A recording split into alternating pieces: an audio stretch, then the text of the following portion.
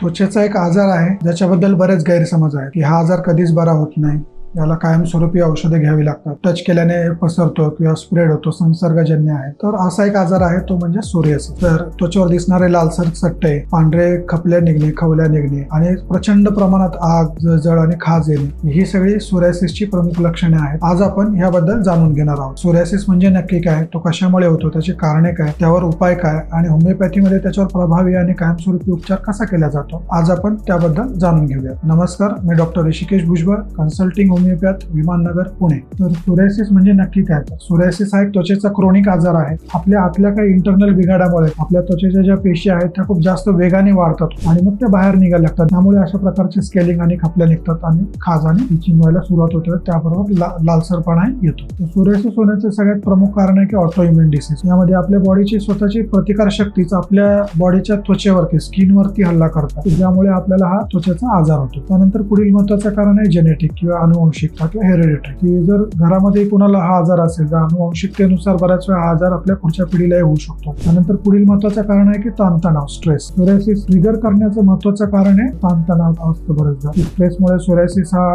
खूप जास्त प्रमाणात वाढतो, स्केलिंग वाढतं, त्याची इचिंगही वाढते. यासोबतच चुकीचा आहार, जास्त प्रमाणात मांसाहार, मद्यपान, जास्त प्रमाणात तेलकट, मसालेदार खाणं, तर या गोष्टी बरेचदा सोरियासिस हे ट्रिगर करत असतात. त्यानंतर पुढील महत्वाचं कारण आहे की औषधांचा चुकीचा वापर किंवा एखादं इन्फेक्शन, अँटीबायोटिक्स, पेन किलर्स याचा जास्त प्रमाणात वापर करणं याचा आपल्या बॉडीच्या इम्युनिटीवर आणि बॉडीच्या इंटरनल बॅलन्सवर परिणाम होतो आणि इम्युनिटी इम्बॅलन्स होऊन मग त्याचं आपल्या कुठेतरी बाहेर पडतं आणि ते सोरियासिस किंवा अशा काही त्वचा विकारामध्ये ते कन्वर्ट होतं. आता आपण सोरियासिसची कारणं बघितली, आता आपण सोरियासिसची महत्वाची लक्षणे बघूया. जसं आपण आधी बघितलं की आता सगळ्यात महत्वाचं लक्षण आहे की शरीरावर लालसर चट्टे येणं, तीव्र प्रमाणात खाज येणं, त्यासोबतच काही काही केसेसमध्ये स्केलिंग होणं की पापुद्रे निघतात स्किनचे, हे महत्वाचं लक्षण आहे. त्यासोबतच त्वचेला क्रॅक्स पडणे किंवा कट्स जाणे असं आपण म्हणतो तसंही होतात आणि त्यातून रक्त येणे हे सुद्धा महत्वाचं लक्षण आहे. सोरियासिस हा फक्त त्वचेवर नाही तर बरेचदा डोक्यावर येतो, ज्याला आपण स्काल्प सोरियासिस म्हणतो. स्काल्पवरही मग थिक लेअर तयार होते, स्केलिंग जास्त होतं, डॅन्ड्रफ जास्त प्रमाणात होतो, तर हे सुद्धा सोरियासिसच लक्षण असतं बरेचदा. त्यासोबतच काही प्रमाणात सोरियासिसमुळे सांधेदुखी होते, ज्याला आपण सोरियाटिक आर्थरायटिस म्हणतो. सोरियासिस हा आजार बरेचदा हिवाळ्यामध्ये जास्त असतो आणि उन्हाळ्यामध्ये थोडासा कमी असतो. तर आता थंडी खूप जास्त आहे, बऱ्याच साऱ्या स्किनच्या कंप्लेंट्स वाढतात, तर सोरियासिसही वाढतो. तर होमिओपॅथीमध्ये या सोरियासिससाठी खूप चांगली औषधं उपलब्ध आहे, त्याबद्दलच आता आपण जाणून घेणार आहोत. होमिओपॅथीमध्ये सोरियासिसला फक्त स्किन डिसीज न म्हणता पूर्ण बॉडीचे डिसऑर्डर असं समजलं जातं. त्यामुळे रुग्णाचा पूर्ण विचार करून त्याची जडणघडण, त्याचा शारीरिक, मानसिक अशा सगळ्या प्रकारचा विचार करून त्यानुसार मग औषध दिले जातं. त्यामुळे सोरियासिस कायमस्वरूपी बरा होण्यासाठी, दीर्घकालीन आराम पडण्यासाठी होमिओपॅथिक औषधांचा उपयोग होतो. होमिओपॅथीमध्ये सोरियासिससाठी महत्वाचं औषध आहे ग्राफायटिस. थंडीमध्ये हा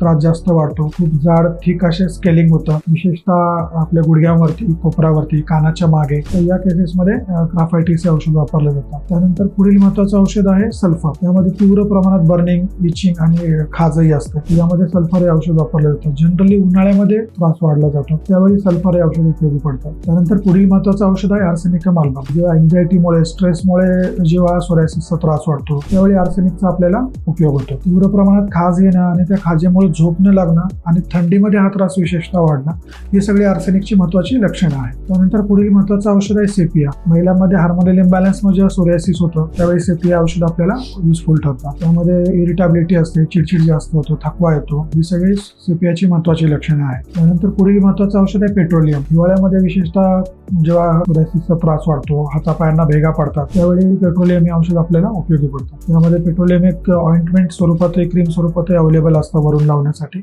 आणि आपण इंटरनली ते घेऊ शकतो. यासोबतच बोरॅक्स, मर्क्सॉल, ऍसिड नायट्रिक, फ्लोरायनम अशी इतरही खूप काही महत्वाचे औषध आहेत. प्रत्येकाच्या प्रकृतीनुसार विचार करून त्यानुसार औषध दिले जातात. जर आपण होमिओपॅथिक योग्य उपचार घेतले तर आपले खाज येणं, इचिंग येणं, बर्निंग होणं कमी होतं, स्केलिंग जे असतं, खपल्या निघणं जे असतं तर कमी होतं. त्यासाठीच आपण होमिओपॅथिक उपचार घेतले पाहिजे. होमिओपॅथिक उपचारांसोबतच जर आपण काही गोष्टी फॉलो केल्या आपल्या डे टू डे लाईफस्टाईलमध्ये तर त्याचाही आपल्याला उपयोग होतो. होमिओपॅथिक उपचारांसोबत आपण ह्या काही गोष्टी फॉलो केल्या पाहिजे. जसं की आपण त्वचेला केमिकल्स हे कमी वापरलं पाहिजे, रेग्युलर मॉइश्चरायझर वापरलं पाहिजे. या दोन गोष्टी नक्कीच आपण फॉलो केल्या पाहिजे स्किन केअरमध्ये. आहारामध्ये मद्यपान धूम्रपान हे टाळलं पाहिजे. जास्त मसालेदार ऑइली जास्त मांसाहार होत असेल तर तोही कमी केलं पाहिजे. कमी प्रमाणात चालेल पण खूप जास्त प्रमाण असेल तर ते नक्कीच कमी केलं पाहिजे अशा पेशंट. त्यामध्येच आहारामध्ये हिरव्या पालेभाज्या फळे आणि कोमट पाणी याचं प्रमाण थोडं जास्त ठेवलं पाहिजे जेणेकरून हे आजार कमी करण्यासाठी आपल्याला उपयोगी पडेल. त्यासोबतच आपण रेग्युलर एक्सरसाइज केले पाहिजे, स्ट्रेस मॅनेजमेंट केलं पाहिजे. त्यासाठी योगा मेडिटेशन एक्सरसाइज याचा योग्य वापर केला पाहिजे आणि आपला स्ट्रेस कंट्रोलमध्ये ठेवला पाहिजे.